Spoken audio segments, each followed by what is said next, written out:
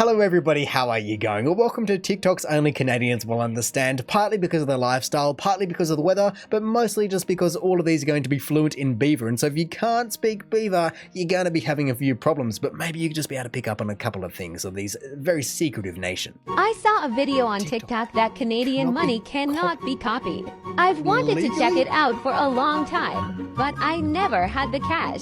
I was sure that it was not true. I don't think it's possible to do that. What? Strange, but nothing copied.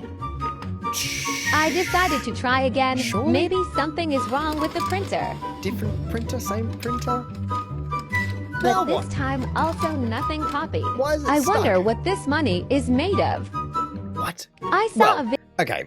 First of all, we know what the money is made of. It's made of a polymer that is very similar to Australia's polymer and introduces a lot of the same technologies, but I've never heard about this. The fact that it's not letting you print it. I mean, I am now wondering if it's a truthful video or not. That is going to be the main question that I have about this entire thing. If you're scanning and printing straight from printer to printer, I don't know, surely it would work, but then does it have some kind of recognition software? Or, I mean, I was going to say, does it see through it? But no, it's still an object. It can see through paper and to some degree, and it still prints whatever's on the page. And so there either has to be faked or it has to be very smart. There's two things about it that completely blows my mind. And I mean, maybe as I said at the start here, you could copy it maybe with the right printer, but you definitely cannot copy it legally with any printer. That is for sure. Unless you are the Treasury or the Mint. I don't know if that's what it's called worldwide, but the Australian Mint is what prints all the money, and the Treasury is what looks after all the money.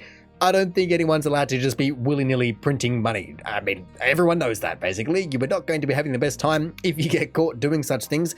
And also, well done to a degree if you are able to. If you are to make a perfect replica, that is a pretty darn impressive feat, and I guess that's kind of the entire point of them making it so difficult. To be fair though, the comments are certainly seemingly saying that the printers do have some kind of protection, and also, please be careful doing that. They can stop printing once detected a bill and call the cops, which sounds completely ridiculous, as I do not believe that printers have a phone number, so maybe they fax the cops going, this person tried to do this, go and arrest them, because that would be a seriously confronting thing going, excuse me sir, do you know why we're here today? And you go, I printed the wrong thing, and they go, yes. When you're Canadian and you go to Catholic school, Okay. Hey, you? What? What's it gonna be? Okay. This is okay. That was an interesting take on it, because I've never really thought about the fact that Canada also doesn't comply to uniform standards like I believe the UK and definitely Australia does. So my immediate question from that then, is it only Catholic schools? Does it then expand to all religious schools? Is it only some in some areas? Like Quebec doesn't follow the same kind of practices as BC in terms of schooling. I'm sure there are plenty of different nuances, but this is just a run-of-the-mill everyday thing. Like if that isn't a uniform jacket in Australia, you'll get the same thing. And yes, you may not be having the cold to some degree, but people still get cold. It can still get to 10 degrees going from 40, and people aren't particularly used to that, let alone if you actually do to go to any private or religious school in Australia. If you aren't wearing that blazer with that bag and the socks aren't that length and all of that kind of stuff, that's like the blazer, the jumper here is no drama compared to what they have to deal with. People got sent home, the hair, everything is just absolutely mandated to the nth degree. No jacket would ever pass. You'd never ever get close to the school. These are the top 5 worst cities to live in Canada. Oh no. Number 5, Winnipeg. You can call it Winter Peg because of the cold or Murder Peg because of the crime rates. Either way, even people born in the Peg spend their entire life just trying to leave. Number 4, Ottawa is probably the most boring city in the entire country, if not the entire planet. I tell you why it sucks, but not enough happens there for me to even say anything about it. Number 3, Fort Mac. If you like lifted F-150s and substance abuse, you'll love the Mac, but when you've had to evacuate for a fire and a flood just in the last 5 years alone, it's probably not a great place to live, bud. Number 2, Toronto.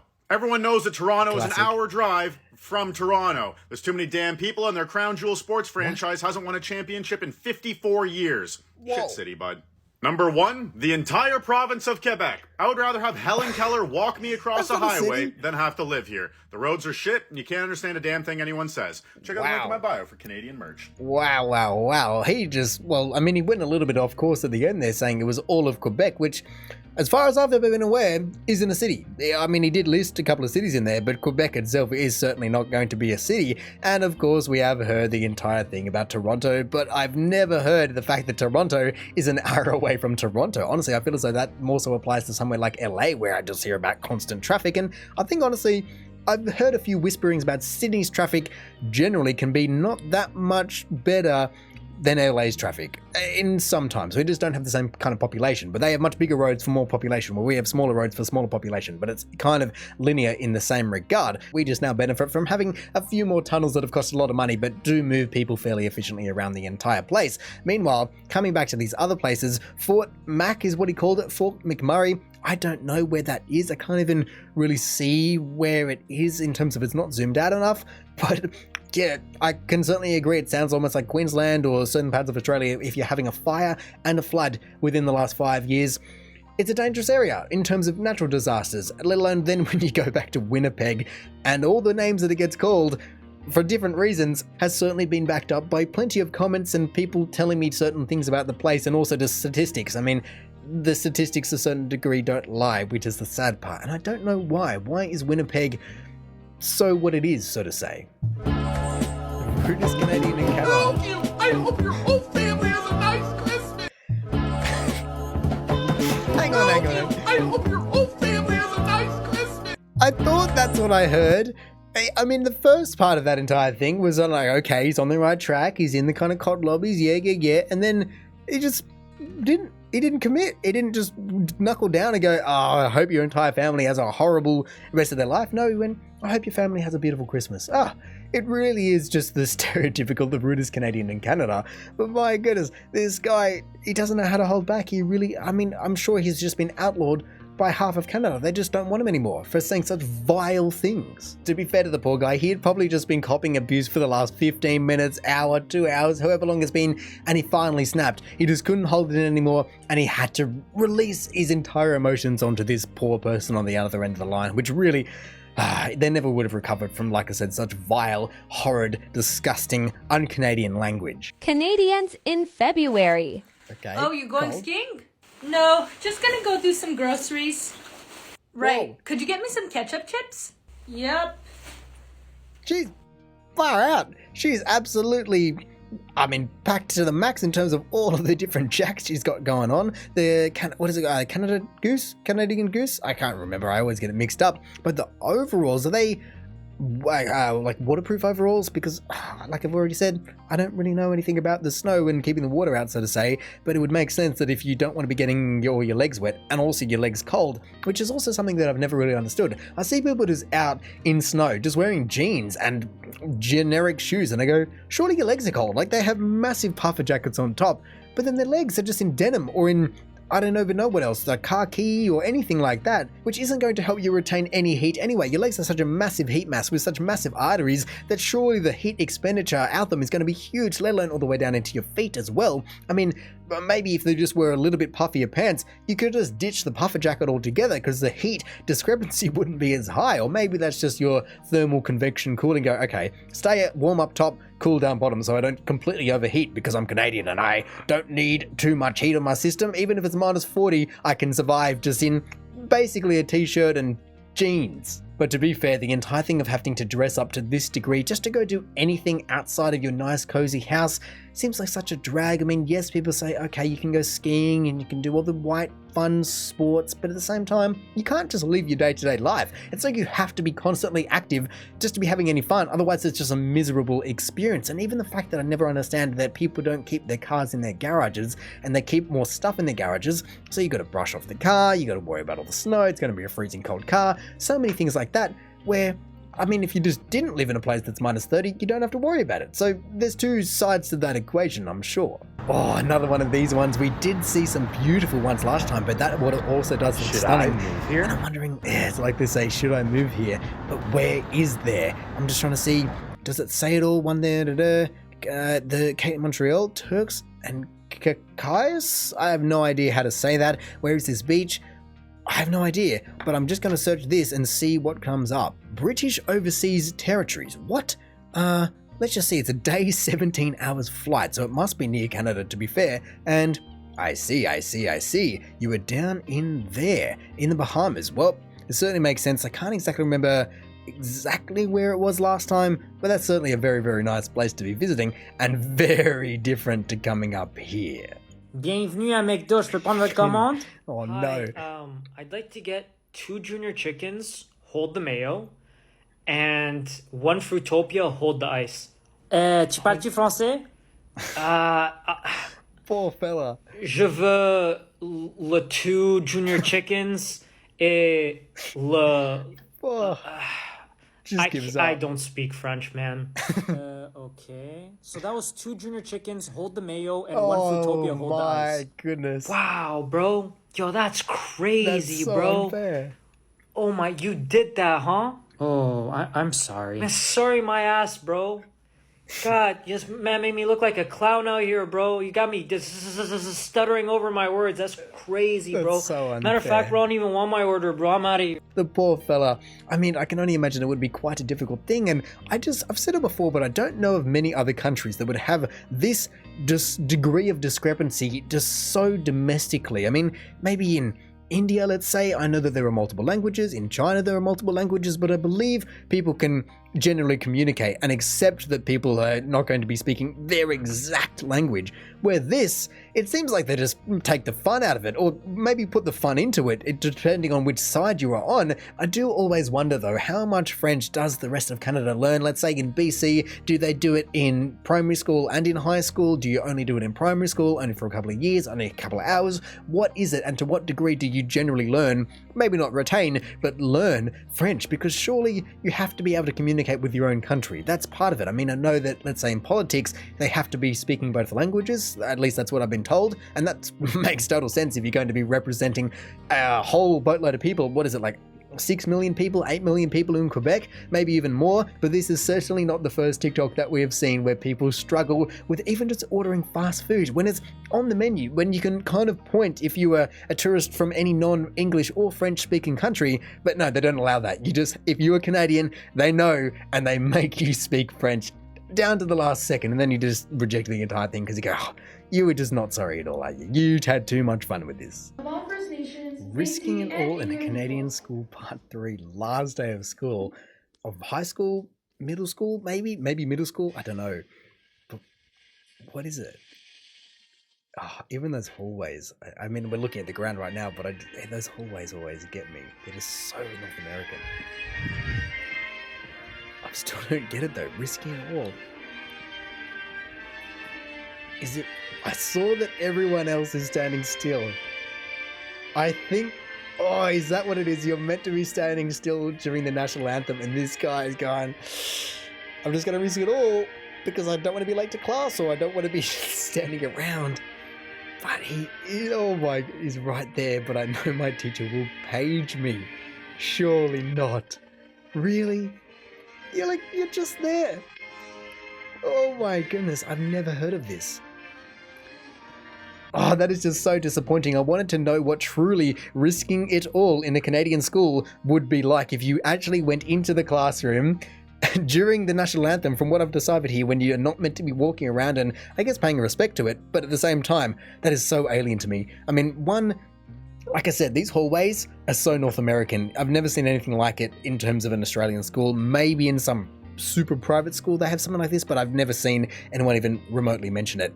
And then to be playing the national anthem at the school over the speakers every morning. There was a nice acknowledgement of country for the Aboriginal people, I believe was the first, like, couple of end of the words that I first heard there, but then to be playing the national anthem and just everyone freeze what they're doing, that's definitely maybe weird from a different point of view. Not weird from a Canadian point of view, but definitely weird and different from an Australian, New Zealand, and probably UK point of view as well. The other thing that I want to just try and re-look at is if anyone gives him some strange looks. I mean, sadly we look at the floor for most of this entire clip, but I think there were a couple of people that went and noticed what was going on there, or at least noticed that he was moving and went, you're braver than me, son. I mean, this might be the last day of school, but there is no way you would catch me doing that because you wouldn't make it through the last day of school. Oh, and hang on, that is always one of the weirdest things for me when I get reminded of it very infrequently, and it blows my mind every time. But this was posted on I guess the date's correct in terms of the correct way round, the 30th of June 2022, but that means that they are graduating in the middle of the year. Who graduates? I mean, I know people do, but that's just weird and alien in itself. Why would you be graduating in the middle of the year? It's so backwards. I feel like the financial year makes sense because it's pushed to the calendar year, but then the school year doesn't make sense because it's not pushed to the calendar year, and Australia does the opposite of that for some god-for-known reason. Secret about Canadian money. Oh, Even they're gonna try and Canadians print it don't again? know. The leaves are not scratch and sniff. If you look through them at a point of light, it makes a hologram star with the value. Can you see it? I see. $5, Oh. $10, Oh. $100. Oh. Secret about Canadian. Oh, that is the best example I've ever seen of it, because previously when I've seen it, someone tried to use a bright light and shone it through the actual note onto a table or something like that, and I didn't really see exactly what it was, and I didn't know what I was looking for, as originally I was thinking that it was to do with the number of radial bands or whatever you want to be calling them, but it actually does say $20 in a hologram, and what was that, $5? It makes sense. I mean, I don't really know when this would ever be applicable in terms of it's not like a braille or anything like that, but as a security feature, I can absolutely get behind that. I always find it so cool. The people that dream up these kind of things do so well with it, just to be able to make all those layers. I mean, I also feel as though this entire thing's a lie as well, because they said that the scratch and sniff doesn't smell like maple syrup, and that's just invalidated their entire video. So maybe we should move on before they just lie and Photoshop that entire thing into there as well. But no, the fact that you can actually do so much with Canadian notes, it says a lot. It says a lot that they actually invested in their money, weirdly enough. The size of food packages. Small or big? Surely small. First of all, why is weird measurement 378 liter? liters. And secondly, it's so huge. Is that a gallon? What is 400 that? gram of popcorn. Is that it? This is for the whole cinema. 2 kilos of peanut butter. Whoa. Oh my god, this That's is crazy. drives me crazy. Look at this. What is that? It's like half of my body. I don't have enough words to describe that. 4 liters of ice cream. Fully. Hey, that's alright. 2.2 kilo of lasagna. Look at this. Yeah, that's alright. 1 kilo 33. That's a big Nesquik. He's stocked up. What are you doing? Look at him. Okay. I don't know how much of the gains he's really going to be getting there, considering he said it was only 1.33 kilos of Nesquik. And at first I thought it was honey. I was going, that's very, very light, or very, very not dense. What is the name of not dense? I don't know. Very, very not dense honey if it's only 1.33 kilos in about a 2-liter container. But Nesquik being a powder, I can understand that. I think the one that blew me away the most was, I mean, the weird measurement is one thing, but I do wonder if it's a gallon, even though I think a gallon's over 4 liters, maybe it's just under 4 liters. But then the popcorn, how is that only 400 grams of popcorn? And the markup on that, I mean, it's not too bad, it's only $4, but still, the markup on the price of that to have pre-packaged popcorn, pre-popped popcorn, and then ship that around, really? Just buy the non-popped popcorn, the popcorn kernels, and do it yourself. Surely, it says for a movie cinema, but just do it. It's not that hard, and surely it's cheaper. You can buy probably 10 kilos of corn kernels for $4, not at 400 grams of popcorn for $4. Out of everything though, the one that I can get on board with most is probably the 4 liters of ice cream, as I absolutely know that Australia has that, especially in the Neapolitan. When you have the vanilla, you have the strawberry and the chocolate, you can get like 5-liter tubs of that, I feel like. Maybe 3 or 4, but definitely 4, if not 5-liter tubs of that. And they can just go down an absolute treat on a 40-degree day. With a big family, they would just, well, 1, melt instantly, and 2, get devoured instantly as well. In saying all of that though, I would love to know where this guy is from and where is his perspective and, I guess, context coming from. Why is 2 kilos of crunchy peanut butter completely new to him? I mean, it makes sense. If you're not North American, I don't think I've ever seen a 2-kilo thing of peanut butter. I mean, I've seen a 3-liter or maybe 4-kilo one of the 2 thing of Vegemite, but that's for like industrial kitchens, not just off the shelf. This is just at, I don't know where they are, Costco or something like that. Regardless, I would love to know where this guy's from, or maybe does it say, oh, actually there's a Canadian and Ukrainian flag. so that would make sense. If I was going to guess, I thought he might be German, but I had no idea. Definitely European, and that would absolutely make for a very vast shift in perspective and portion sizes, so to say, and packaging sizes and all those kind of things that North America is renowned for, better or for worse.